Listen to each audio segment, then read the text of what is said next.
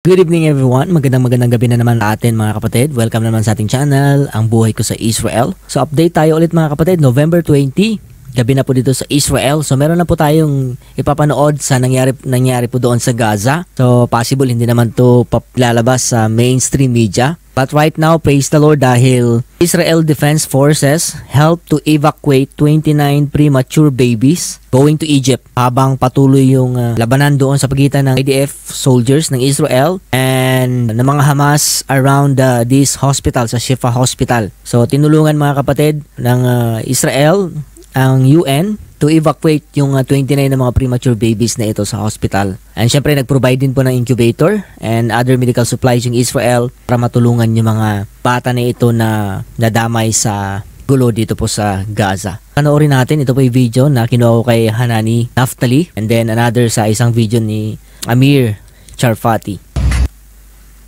Ayan. Nakita niyo mga kapatid, these are ambulances.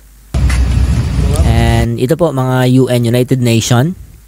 And yan po yung incubator na pag naglalagyan ng bata and sinasakay nila sa ambulance.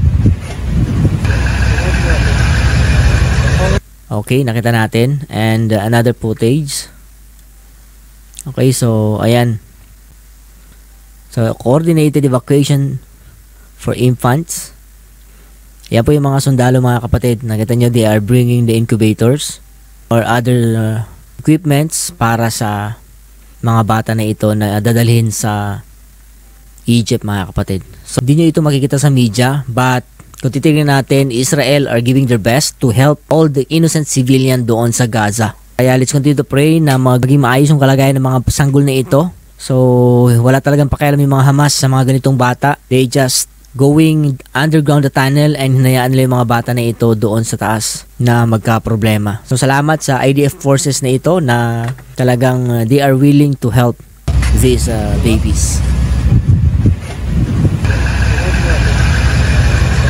Napakasimpleng balita mga kapatid, but it's a great blessing lalo na sa 29 na babies at matulungan and mai-transfer sa maayos at ligtas na lugar. Kasi nga yung Gaza ay hindi po safe dahil talagang pinamugaran ito ng mga teroristang Hamas, and let's hope and pray na makita na rin yung mga hostages na kinuha nila mga kapatid.